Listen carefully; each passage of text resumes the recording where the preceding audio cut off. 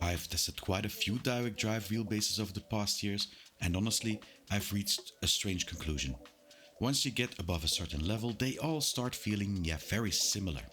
So that raises a difficult question for the Fanatec ClubSport DD+. If the competition already feels this good, why should you spend over €1,000 on this? Talking about price, well, the DD Extreme Plus is the most expensive PlayStation wheelbase that you can buy at this moment. Comes in with the F1 steering wheel at €1,150, and with the GT steering wheel it comes in at €1,100. So that's quite a lot of money. You can buy now also via the Fanatec website as usual, but they also now go via retailers. So there you can see a bit differences in price, but there's not that much of a difference. For that hefty price tag, you get the wheelbase and the F1 steering wheel. The first thing you notice when lifting the wheelbase out of the box is the weight.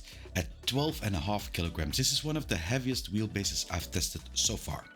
It measures roughly 25 centimeters in length with the QR mechanism attached and about 16 by 16 centimeters in width and height. The casing is made from die-cast aluminium and the entire design is optimized for heat dissipation. Visually though, it's actually quite understated. There are no flashy screens or RGB lighting here.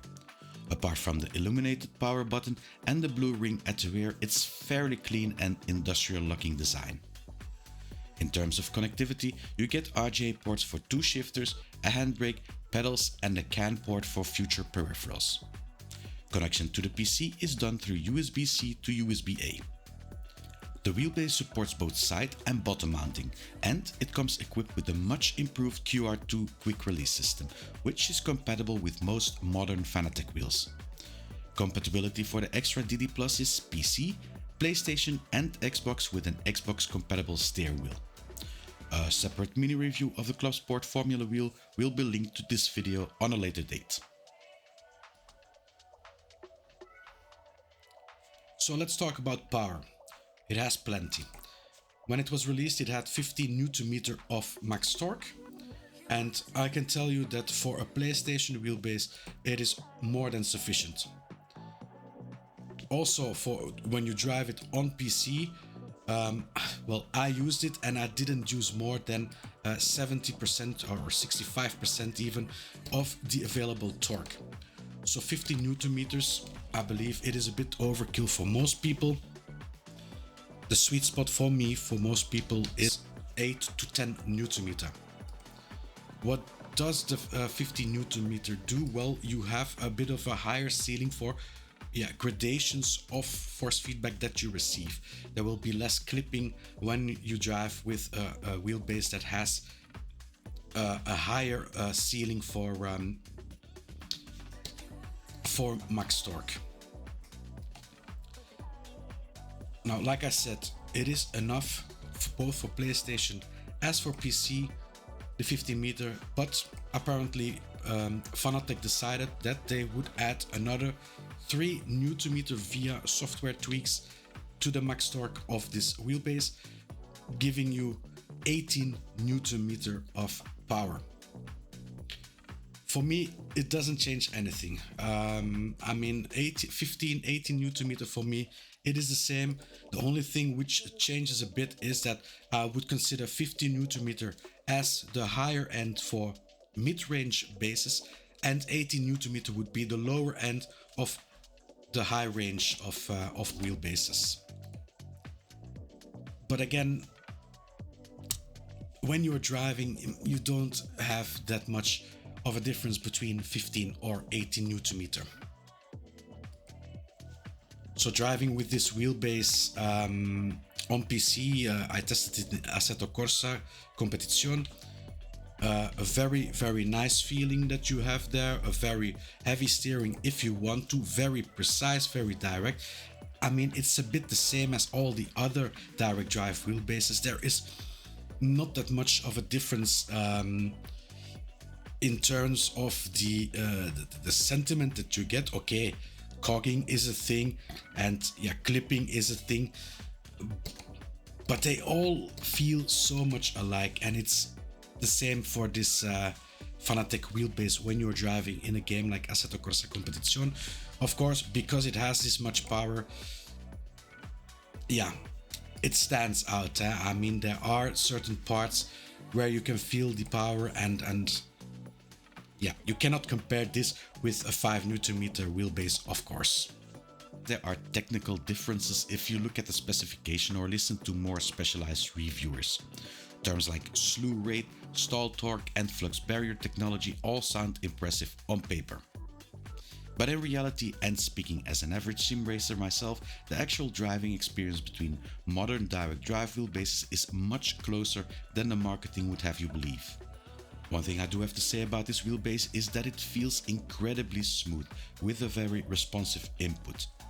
But to really comment how good it is, I would need to have a direct back-to-back comparison, and those are planned for the near future. What does make a noticeable difference to me is full force. I've loved this type of secondary force feedback ever since I first tried it on the Thrustmaster TGT years ago. After finally testing full force in Gran Turismo 7, I can say that it absolutely adds something meaningful to the experience. Traditional force feedback mainly communicates cornering forces, understeer, oversteer, suspension movement and weight transfer. That's the essential information you need to drive quickly. But during calmer moments, long straights or a smoother section of track, the steering can sometimes feel a bit lifeless. Full force changes that. It adds texture to the experience through engine vibration, gear shift and road surface detail. It doesn't necessarily make you faster, but it absolutely increases immersion and driving enjoyment. Whether you enjoy that extra layer of feedback is personal, of course, but for me, it has always been a major selling point.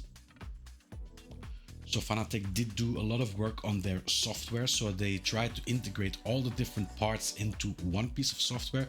Firmware manager, you have the configuration manager, funnel up, so it's all a bit in the same piece of software at this moment.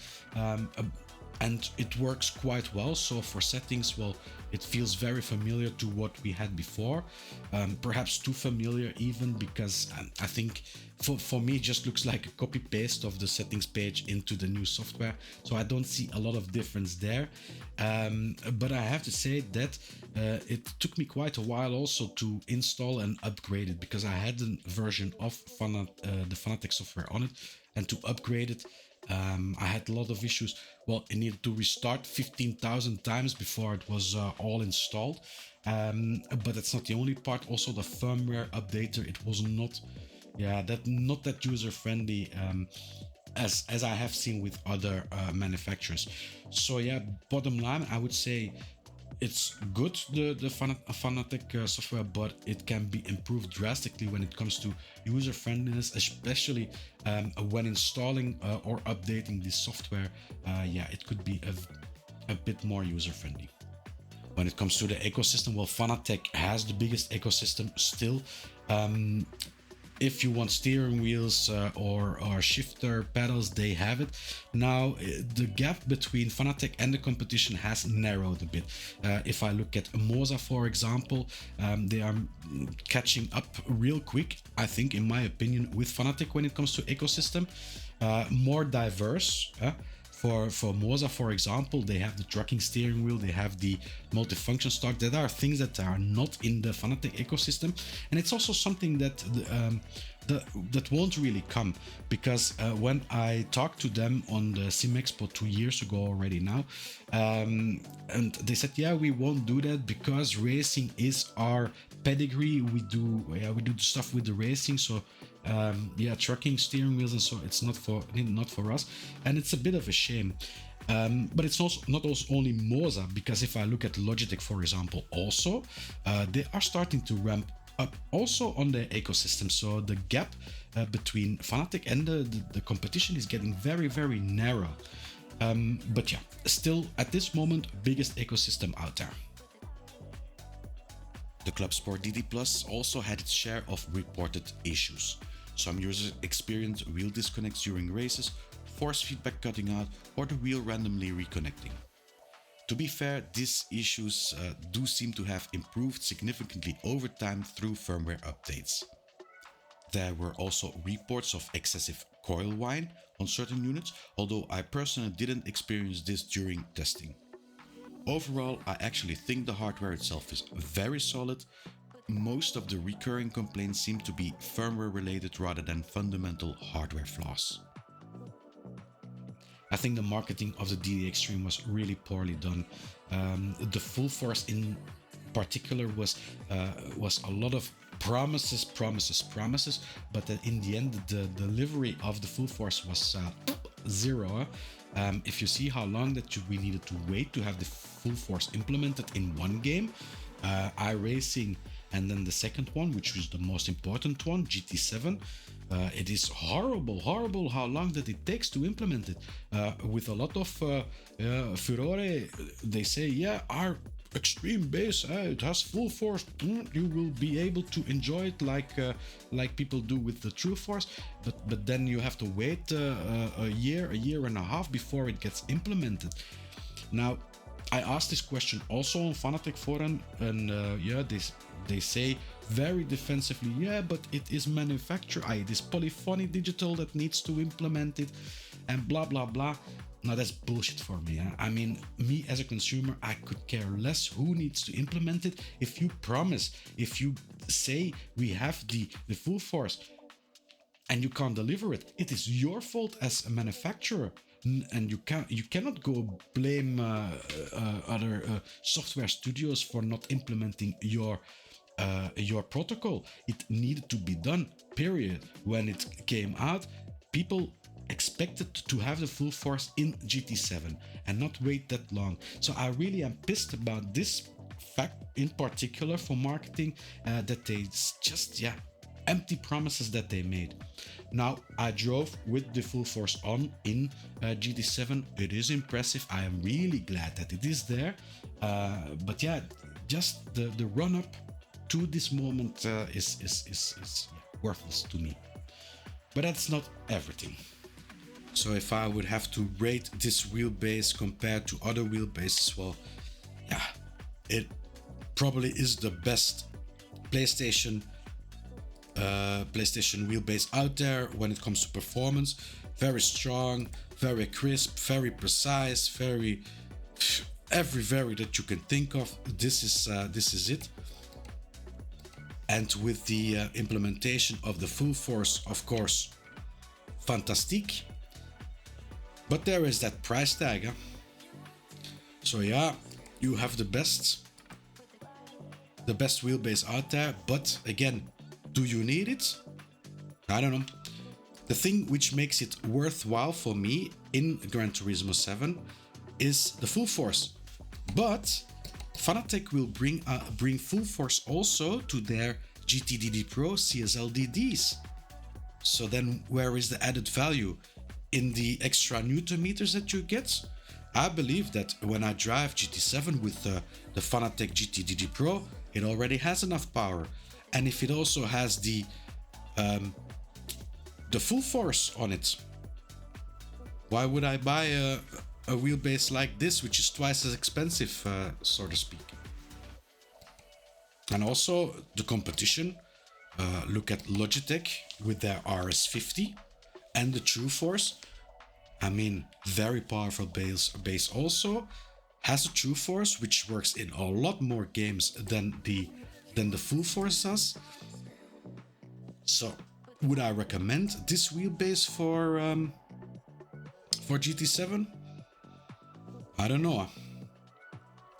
For PC it is a bit the same thing. There you don't have that much implementation, or yeah, you have it in iRacing, the full force, but that is actually it. And do you need this much power on PC? Again, I am not convinced.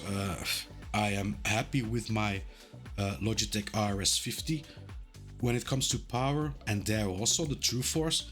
I can use it in games like BeamNG, no problem, and countless other games out there also that I can use it. So a brilliant piece of hardware, this Extreme DD. But price-wise and technology-wise, it's a bit, yeah, it's a bit of a miss for me. Huh? Please don't hate me, Fanatec fanboys. I really love you all. Thank you all for watching. I hope you had something from this video. Leave a like if you did. Subscribe if you want to see more videos. If you buy new hardware, don't forget to buy via an affiliate link. And I will see you all next video. Bye-bye.